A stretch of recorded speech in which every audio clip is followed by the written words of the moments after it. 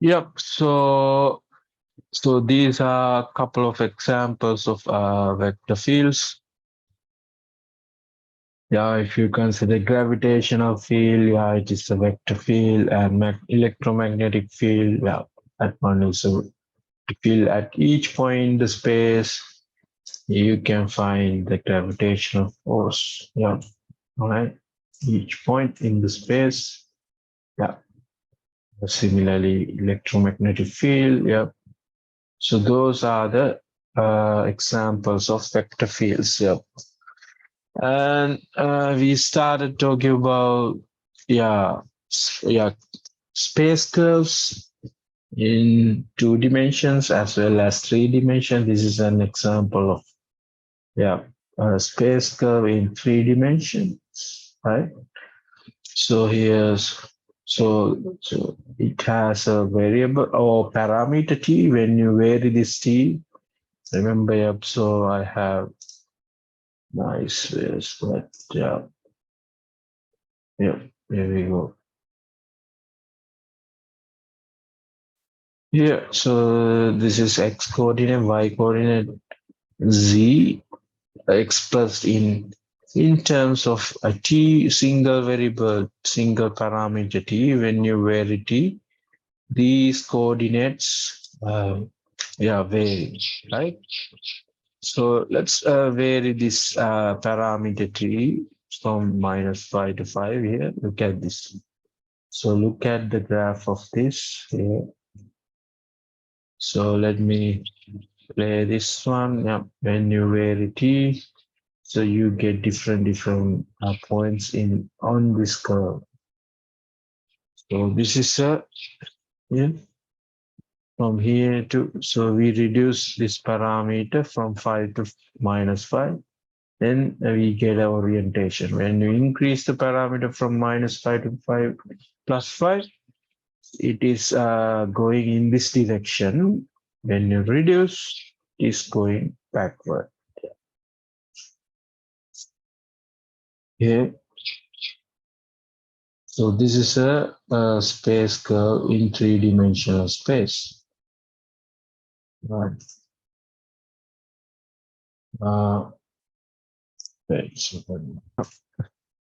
And this curve is called helix. Helix. This one is called helix. This is a spring. Yeah, its axis is z-axis. Yeah. Yeah. This is another example of a 3-dimensional space curve. When you vary this, it has only one parameter, right? T is the parameter. When you change this t, these coordinates x, y, and z varies. So when we vary these coordinates x, y, z, then this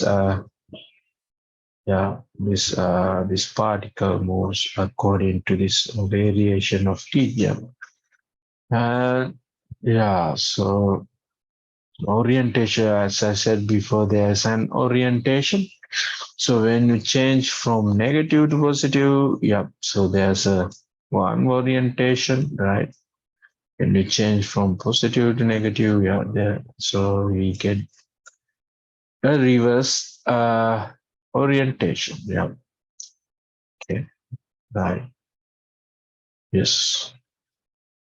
Okay. And this is an example of, so this is a circle, unit circle in 2-dimensional space, centered at the origin, and the radius is 1.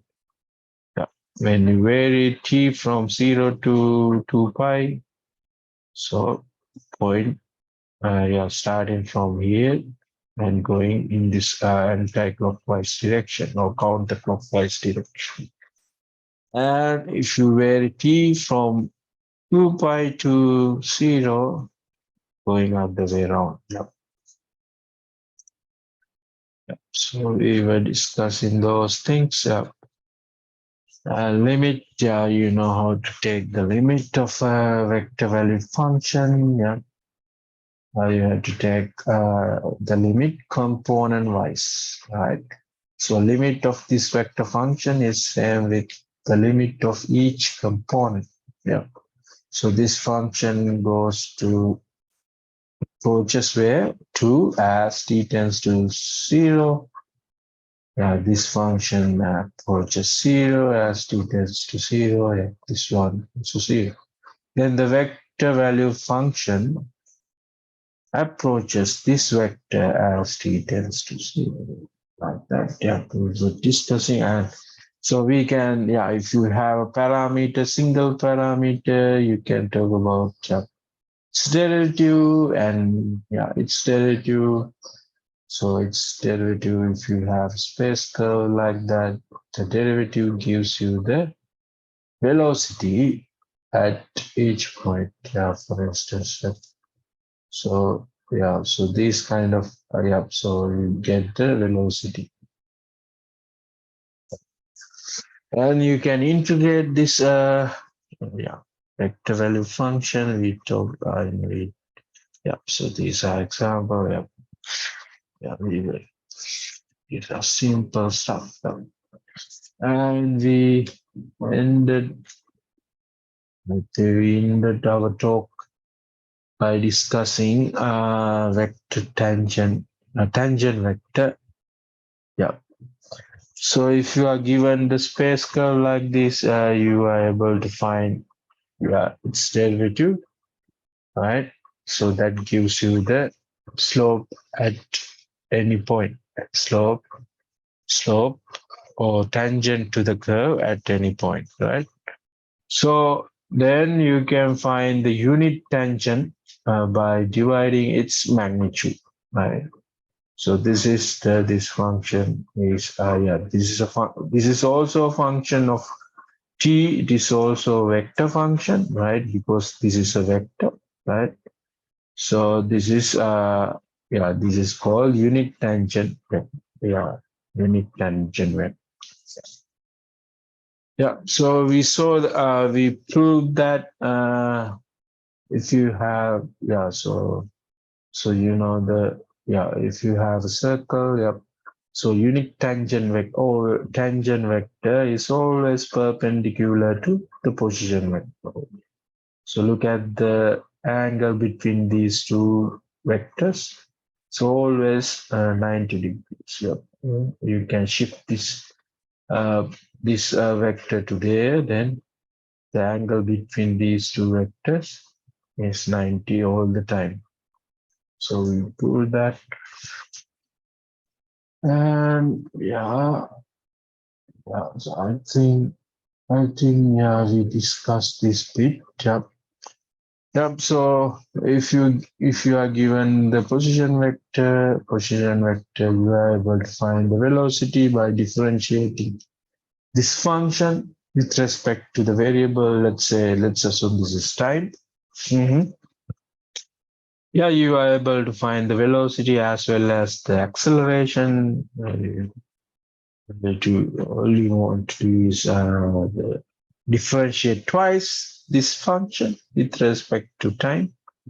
Then you get the acceleration if you want to find the speed at any time. So take the magnitude of this magnitude of this velocity, which is square root of this one square plus sum of these square. Can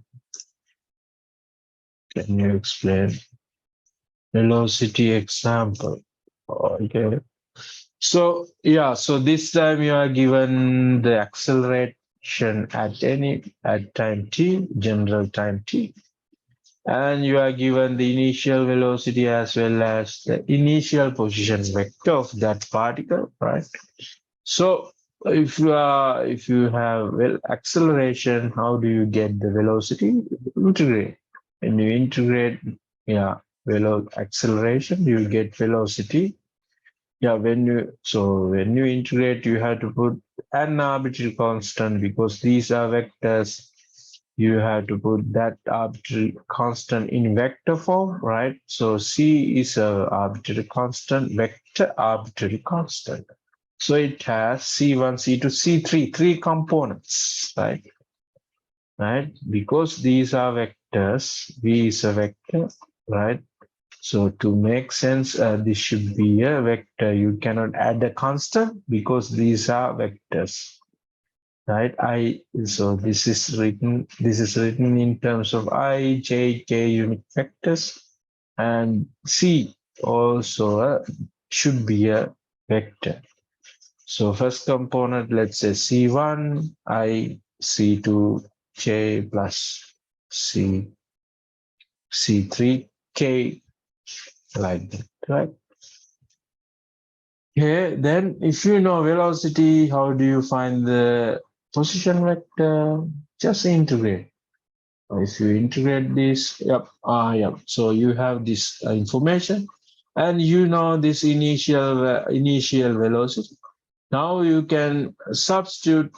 Yeah, you can plug 0 into the equation. Then the initial velocity would be this. Your left hand side. Left hand side is I minus j, and right hand side this becomes 0. This becomes 0. Yep. Your C vector, you can find C vector C, which is equal to this, right? Okay. All right. Do you need to write the vector in?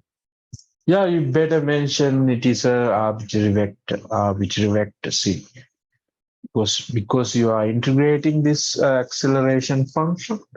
So when you're integrating something, you have to add this arbitrary vector. Yeah. Arbitrary constant vector. Yeah, mentioned like that. Arbitrary constant vector. Yeah. Yep, you found C. Yeah, so this time you know this function, yeah, which is I minus j. If you want to find the position vector, all you need to do is integrate both sides. Yeah, integrate. Then you get another arbitrary constant vector D. How do you find that? Use this initial condition, just use the initial condition. So this is R. When you substitute T equal to 0 in this side, that R becomes R naught, yep, which is this left hand side. And your right hand side becomes, yeah, these things 0, 0, 0. Then D is this one, J minus K. Okay. Yeah. Then this is the position vector, which is very clear, right? Simple and clear. Yeah, so that's right. Sometimes this is, yeah, that's why. Okay, this is another example motion due to the gravity. If you project or if you throw a ball from this point, so this is the initial position vector of the ball, and this is the initial velocity of the ball, right?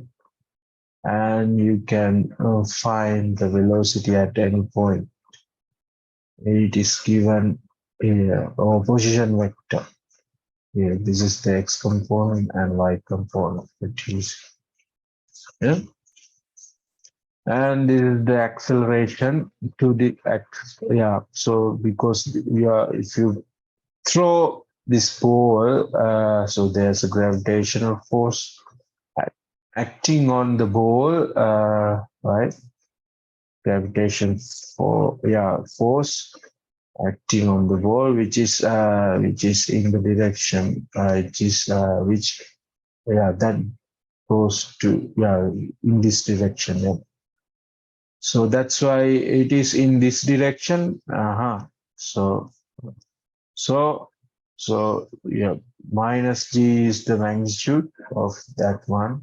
So so give me a second, right? Give me a second. We are going to find the length of space or parametric curve in two-dimensional. Later, we will discuss in three-dimensional space. We extend the dimension, right? So at the moment, let's consider a space curve in two dimensions, right? So because it has only two components. This is x part, x bit, and this is y component, right? So this is the space curve in the two-dimensional space like this. This is plane. Yep. I want to find the length of this line segment, this arc. So how do you find? So that gives you this integral. So if the length of this arc is L, uppercase L, it is given by, so L is equal to integral from alpha to beta square root of this. Let's see. So this alpha is, let's see how it found. So, okay, let me explain that using this. All right. Okay, now we are going to prove this one here. We are going to prove this. Yes. So this is the curve. Yeah, this is your parameter. Yeah, yes. Yeah.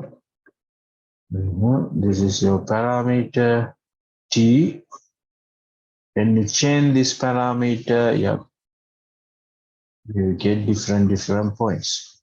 Let's say the parameter value, T. So here the parameter takes this value alpha, and here the parameter takes other value beta. So I change this parameter T from alpha to beta. When you change from here to there, you get, so first point is this. When this particle is moving along this curve to this. All right. So I want to find the length of this. Okay. All right. So let me get a small infinitesimal arc. It's if I magnify this bit, so something like this, right? So this is a infinitesimal length size arc. So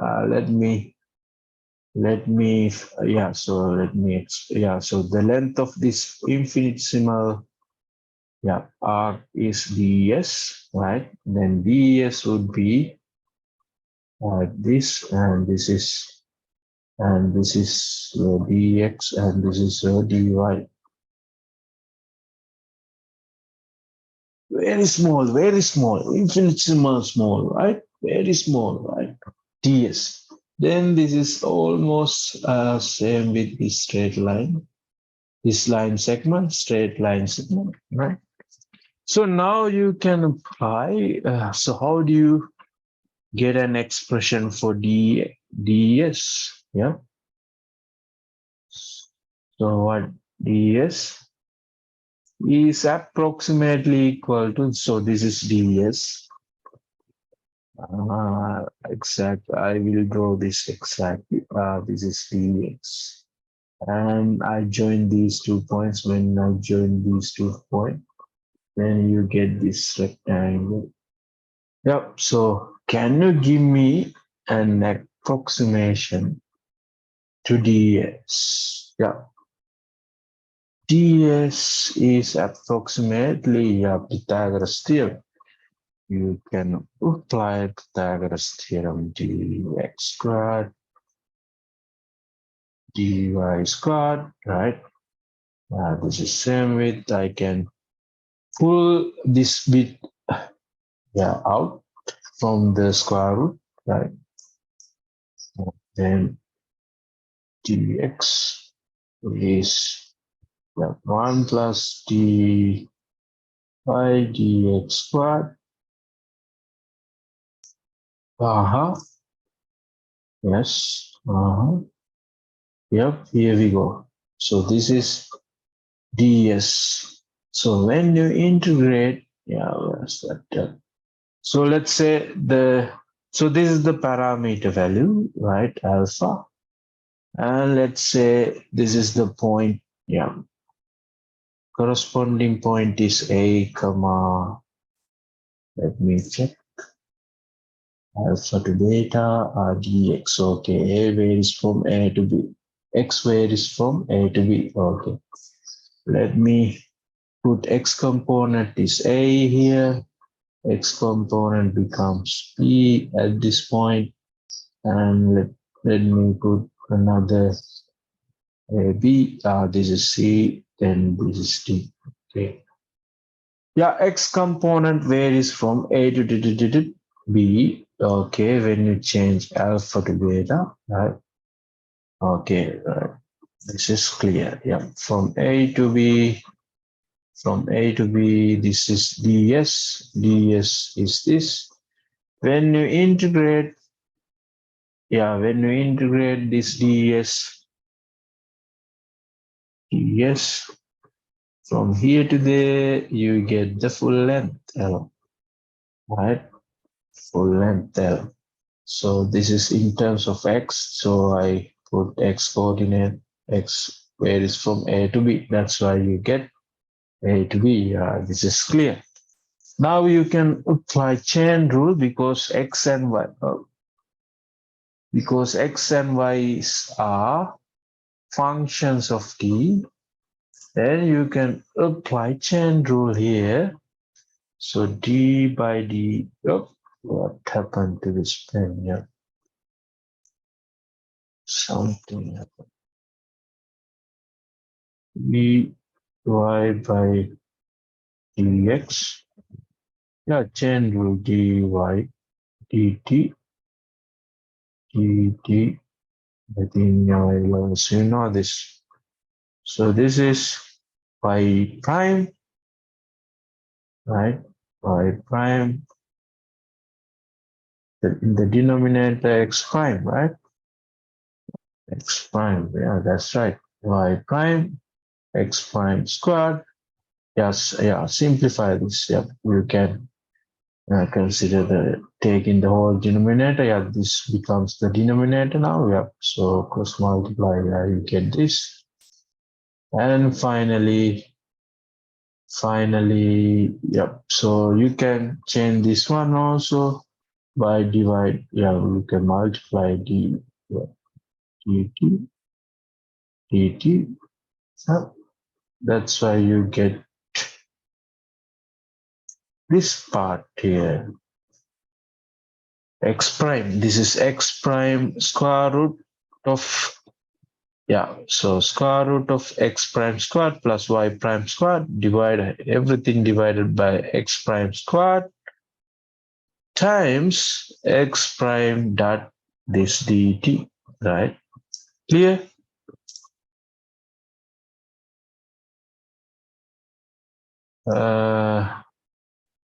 This is not exactly because here so if you consider this is not exactly, if you magnify this bit, you will get something like this. But if you consider the straight line, something like this, right? So this should be approximately, approximately, I think, yeah, approximately. Does that make sense? Yeah. Square until approximately, right? Is that clear to you?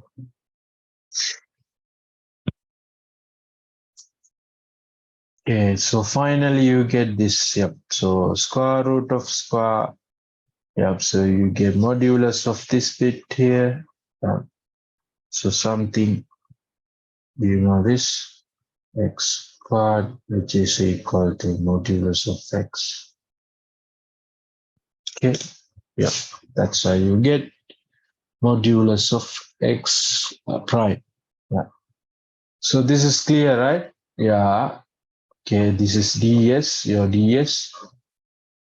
All right, ds is this. Okay. But when it infinitesimal, yep. So it is when it is infinitesimal, yeah, you can consider this is a straight line. But yep. Okay, that's fine. Yeah, that's right. They use equal sign here. Yeah. If it is infinitesimal, yeah. So, but I'm using approximately. So that's fine. That's fine. Yeah. All right. That's fine. Okay, that's fine. Now let's consider this, right? So look at this part. Yeah. Yeah, x prime divided by my modulus of x prime. Okay. So let's consider the sign of x prime. All right. Okay. So let's go to this picture. Yeah, when you change from alpha to beta, so when you change this parameter alpha to beta, this point going from this coordinate to going to this coordinate, and this is the change of x. So so here the x coordinate increasing, sometimes it is decreasing sometimes. So if the point moving, if the point is moving in this way, the x coordinate increasing, right? Sometimes it is decreasing. Yeah, let's see. So let's see. Yeah,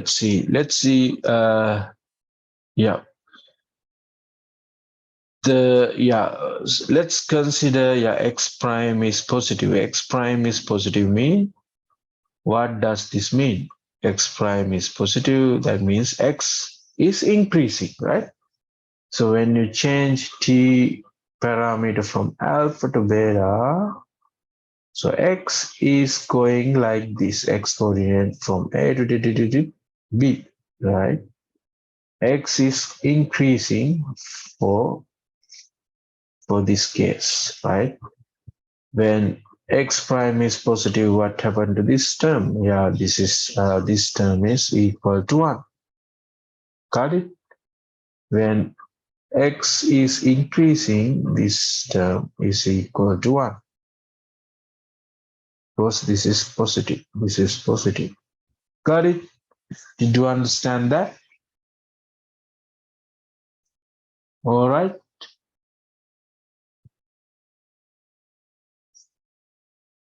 And the other case, from beta to alpha, let's look at our figure. From beta to alpha, now you are reduced, you decrease this parameter. From beta to alpha, okay. Okay, then the corresponding, the corresponding x value is this here, and the corresponding y value, you get either case, either this one or other case, right? So earlier case or this case, right? Earlier case, for this parameter value, your x coordinate would be this.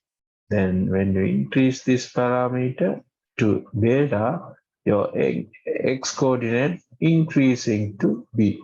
Okay, first case. And the second case, if you decrease this parameter from beta to alpha, yeah, so it is going from here to there, right? For beta, from if your parameter value equal to beta, then you have this point. Wait a second, let me, no, you have, sorry, yeah, sorry about it. So from other way around, right? So now you decrease your parameter value from beta to, what happened to that? X is from right to left. X is from right to left. Sorry. These are the two possibilities, right? So this is first scenario. This is the second scenario. If this is positive, x is increasing. If this is negative, yeah, x is decreasing, right? That is the two case, because here we have to deal with modulus of x prime, right? So because of this, so you have to break into two.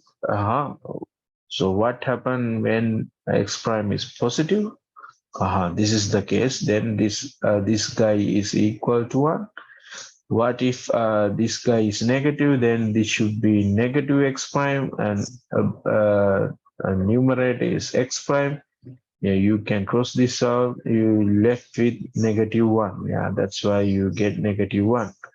So look at the orientation. Yeah. So if this one is positive, yeah, x is increasing. If x prime is negative, x is decreasing from B to A. So from B to A, right? So this is alpha. So now this is alpha.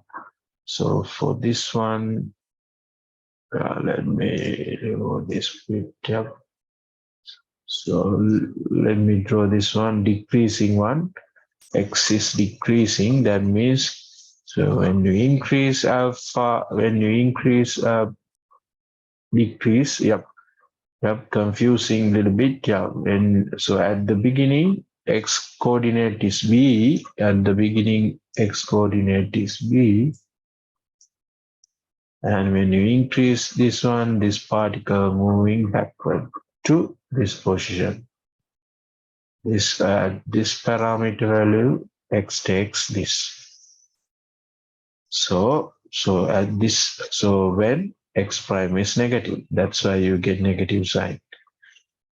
So those are the two separate, those are the two possible cases, right? So because of this modular sign, we break into two parts. If whether x prime, if x prime is positive or negative. If it is positive, you get this plus. If it is negative, you get minus. And look at this terminals. This terminal from alpha to beta. This is from from where to where. Again,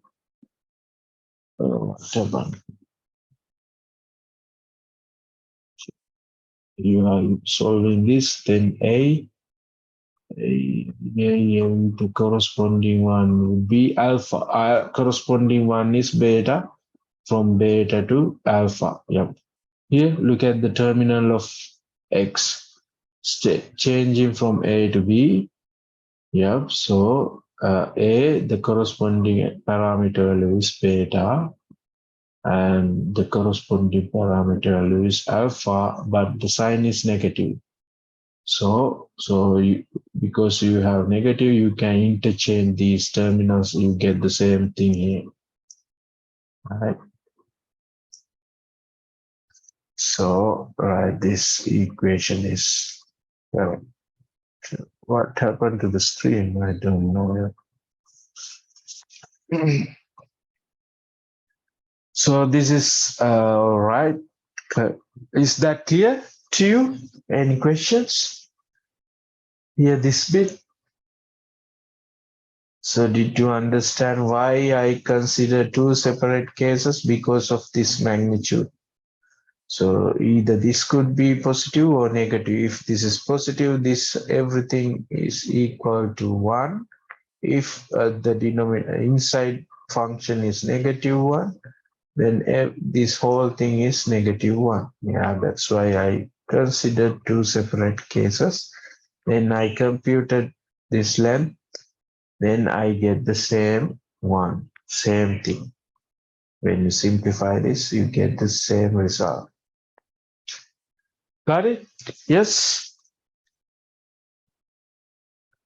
I hope that makes sense. Right. Let's so couple of questions. Right. So this time you are given this parametric curve, or this is a unit circle. Oh no, not unit circle. It has a radius. Radius is a. A is the radius. Yep. Because here a, when you take x squared plus y squared, you get a squared. And send this the origin, right? So now we want to find the circumference of this Yeah, circle. So let's apply our theory. Yeah, so this is how we find the arc length of a parameter curve, length of this curve. Okay, let's apply. T varies from where to where? T varies from 0. T is the this angle at, at the general T value, right? So this angle with the x-axis, right? So this sorry, this is not theta, t, right? Will be t. Yeah. T varies from 0 to 2 pi. Okay. Let's put here. So change of t from alpha to beta. So according to our problem, from where to where? From here to from here, t varies from 0 to coming back to the same point, 2 pi. All right. And this is your x coordinate. Yeah. So yeah. Yeah, consider take the first derivative of x coordinate and take the second first derivative of y coordinate and square.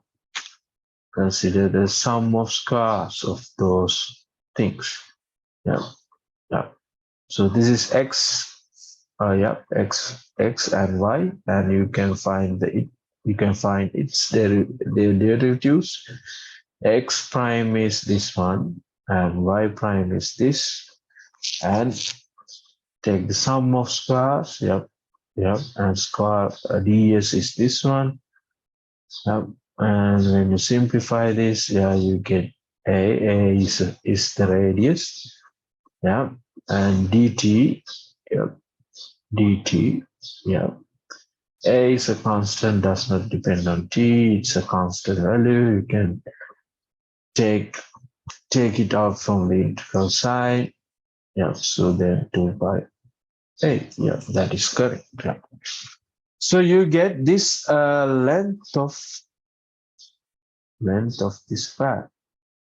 So when you change this parameter from 0 to 2 pi, you get a full circle. Then you can find the length of this path or length of this curve.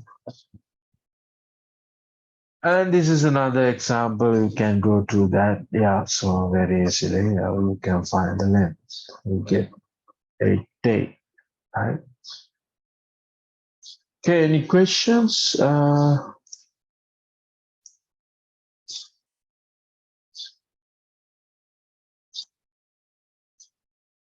Yeah. Any question related to that bit? Yep. So if you are given any any space curve in 2 dimensions, so you are able to find the length of that parameter. So length of this segment, right? So you have to know this this parameter varies from here to there. You have to know these values. Then you know the corresponding points here. Yeah. Yeah. Then you are able to find this length. Okay. Makes sense? Any questions? It's time to. Yeah, now I extend my dimension to 3D. Yeah, extend the dimension to 3D space. So you have this additional component. Yeah, right. Z prime squared. That's all. So this is the length of 3-dimensional space curve. Yeah. So yeah, if you want to find, let me play this. If you want to find this length, you can find that very easily using that formula. Using this. Yeah, let's look at a couple of questions here. Yeah, problems. These are some of examples. This is your helix familiar helix space curve. Remember this helix curve? Well, so this is the helix. Yeah, so here we go. Yeah, this is called helix spring. Its axis, a z-axis, the its axis, right? Its axis is the z-axis. Yep. So how do you find the length? From change t varies from 0 to 2 pi. Yep. So sum of squares of these derivatives, right? And you get this very easy. And go through these examples. Very easy to find the length of arc length, right? Length of arc of the curve. Yep. Make sense? Any questions? Any doubts? Yep. All right. Now, vector interpretation of overlap. So, in your practical physics problem, let's say say in this path, so you are given a path like this. So a particle is moving along this path. So you are asked to find, okay, how much, distance, it moves from here to there. You can find, because here t is the time, right? Let's say initially the particle at this point, right? Initially the particle is at this point. It is the particle is moving along, along this curve from, so this is at 0. After 10 minutes, let's say after 10 minutes, this is a practical problem, right? After 10 minutes, so what is the distance? How long? How long does it travel from A to B? Let's say this is A, and let's label this is B. Yeah. So how long the ball or particle moving along this path from A to B? Yeah, you can ask something like that. Yeah, pretty easy if you know the curve, space curve in the 3 dimension or 2 dimension, right? So just use, so how do you find the length from A to B? Yeah, pretty easy. Let's assume this is L is the length of this segment. Okay, this arc, I will say, yep, arc segment. Yep, L is the length of this arc segment, right? So you know the equation, vector equation of R. So you can find the speed, no, velocity by differentiating this, vector, position vector, right, of the particle, right? So this is the velocity of the particle at a given time, right? Now you can find the speed by taking the magnitude. Magnitude of the velocity will be the speed.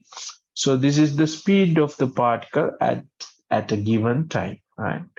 So if you integrate the speed from, from here to there, you get the, yeah, distance, not distance, yeah, you get this length of this curve. Yeah, can you explain once again this theory, Sina? Uh, okay, let me